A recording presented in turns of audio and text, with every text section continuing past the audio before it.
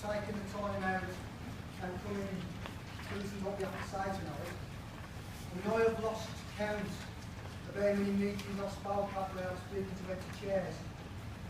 And in these days when there are debates take place about are unions still necessary and do we still need a trade union? My own view is, with what's going on in this country at the moment, let alone Wolverhampton, if we hadn't got unions, we'd have to invent them. Because there's no doubt about it, workers everywhere in this country are under attack. There is a clear, driven policy by this government to shift the wealth of this country from poorer people, working people, to the rich people who have their own means of capital, their own means of production. I mean, this very week, you may have seen Oxfam that put information out saying there's one family in this country that has more personal wealth than the lowest 10% of the population.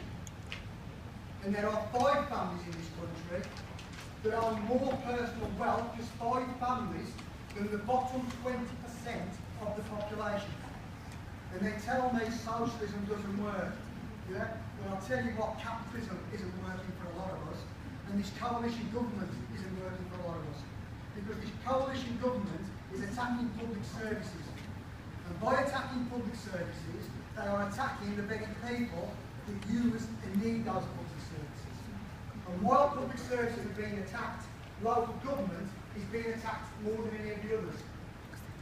So when the leader, the Labour leader of Wolverhampton Council says that we are losing 52% of our revenue grant of the government, I can't call him a liar.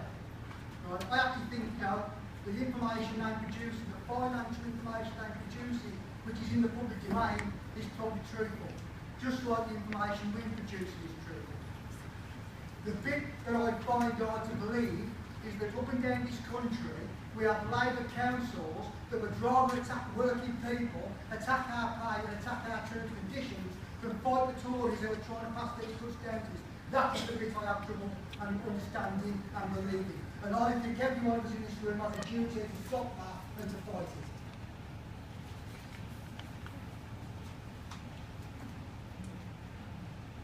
As I've already said, it's great to see a union meeting where so many people are in attendance.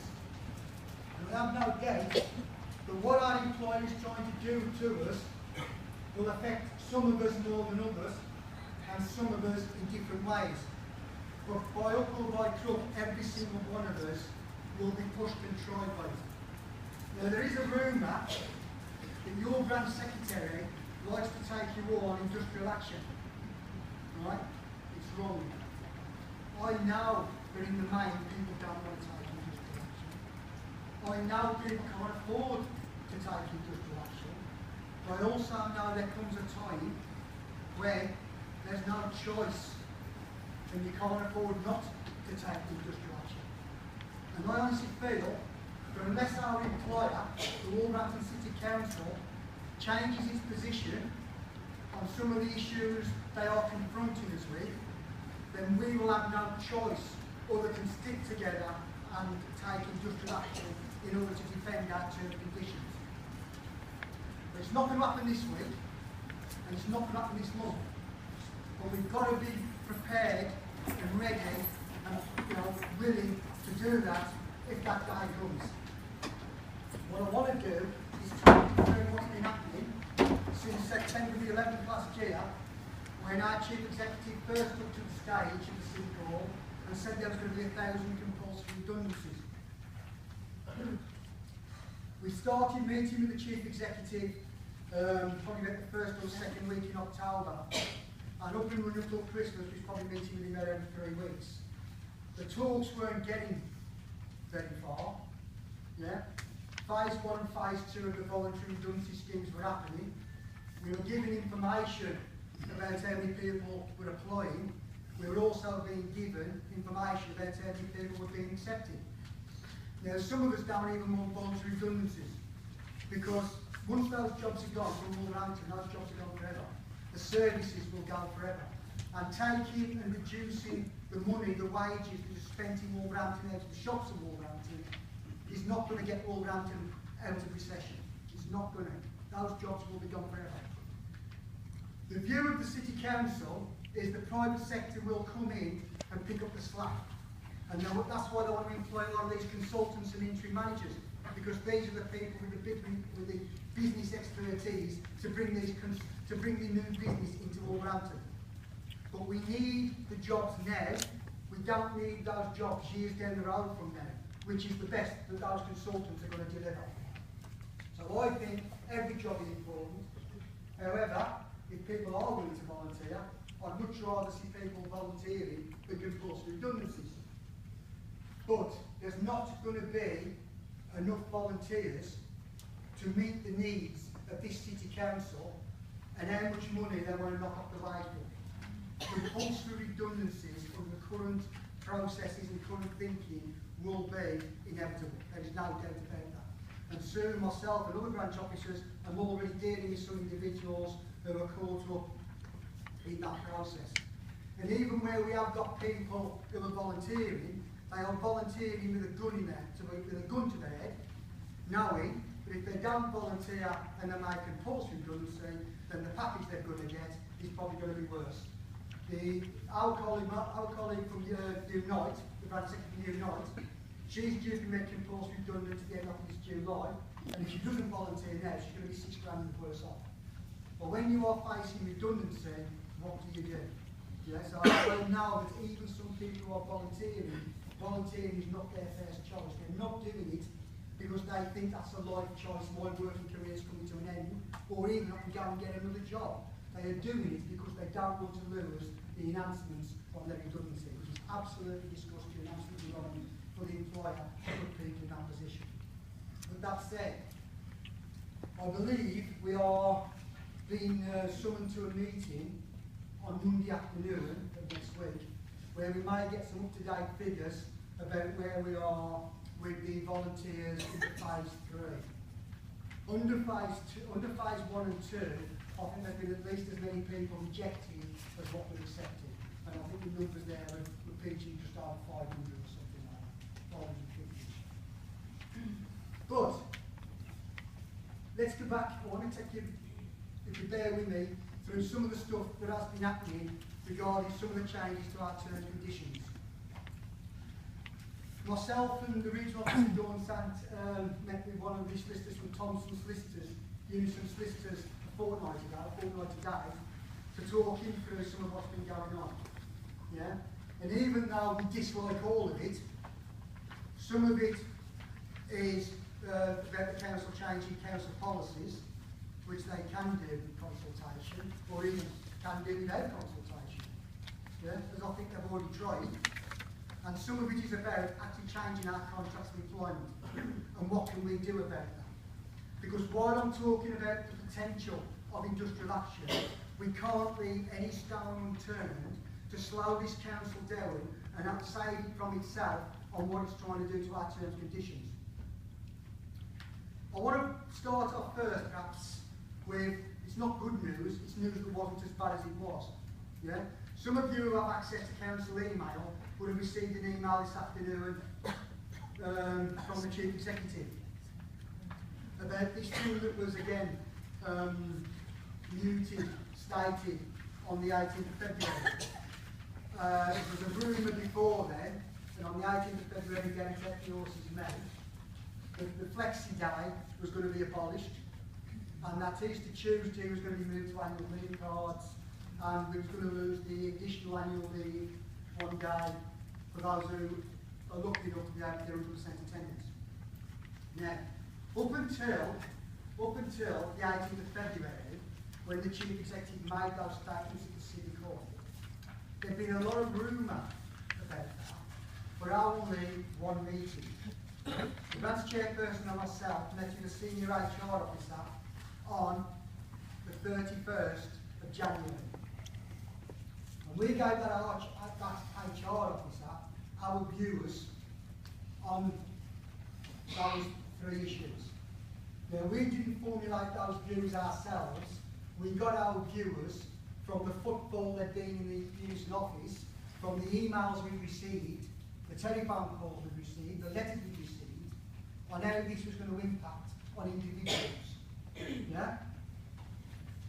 We gave that HR officer our viewers, and the HR officer said that they were going to go away and write a report, yeah, and they would come back to us to make comment to the report before the report started on its passage through resources and onto cabinet, right? None of that happened, right? On the Friday before Tuesday the 18th of February, we had a phone call asking us to meet with the head of HR on the following Monday, the day before we was back in the City Court. At that meeting, we grilled the head of HR, on what it was the Chief Executive was going to say to us the following day. Yeah? And she talked us through some of the stuff that Simon Warren, the Chief Executive, actually said the following day. She didn't mention the Flexi Day. We actually asked her about the Flexi Day because from January the 31st and the meeting we had to discuss it, and Monday the 17th of February, no one had spoken to us about it. Yet the following day, the Chief Executive took to the stage of the City Court and said it had been agreed that it was going on the 1st of April. The reason this is important is when we did meet with the solicitors a fortnight ago, we did have a lot of debate about lack of consultation and lack of meaningful consultation, and the disdain at which our employer is treating us by thinking they can tell us something and just change our contracts, and that's our lot, and we have to accept it. Well, you know, we are workers and we do have rights. And I don't trust the courts, and I don't trust the law, because I don't think it's written to help working people. And employment law is certainly written to help the employer, not the employee. But we have to use it where we can. So, we started complaining again to the council about lack of consultation.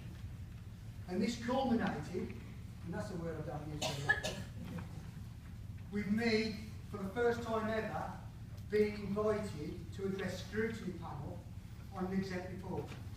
Yeah? And that meeting took place, I think it was on a Thursday, a week and a half ago. And I don't think, after addressing scrutiny, that our elected members know half of what's going on in this council. I think a lot of the time, like you and me, they think the information is best and stuff. You know, I honestly believe that. What that scrutiny panel meeting has led to is the council shifting its position without coming back to you people and asking you for any hardship, you know, and me having to say let's do X, Y, and Z.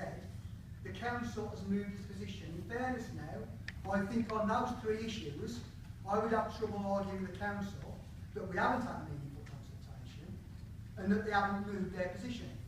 Because what they are saying to us is now, just like Sue and I said on the 31st of January, moving this to Tuesday, I don't think is a massive issue because the day goes on the annual leave card, and I can't see the advantage in that. What we do think is a problem is doing it so quickly. Why can't we leave it till 2015 rather than 2014? And now, there's an email being sent out this afternoon, some of you may have seen, some of you have not, saying that is what the council intend to do. When the comments were being made about the additional days leave for 100% attendance being taken back off us, surprisingly to me, we haven't had much complaints or footfall about that in the Houston office. Yeah? Now, I helped negotiate that 9 years ago. And that scrutiny, the exempt report, which of course you couldn't have seen, told me, because I was allowed to see it, I was addressing scrutiny, that 2,071 people got that last year. And I think it's absolutely fantastic that over 2,000 council employees were able to attend work for 100% of their time last year. But what the senior officers were arguing was, look how much that is costing us, having to give 2,000 people an extra day's annual leave. The point that I made to the council, and I hope, well, obviously it was lost on me, was just think how much it would have cost them if those people weren't getting an extra day's annual leave. Because those people no longer, in my opinion, once it goes, will bring their annual leave to, will bring their sick to work. They will be more likely to phone up for 2 or 3 days sick anyway. If that's what the council want to do, That is the council's choice.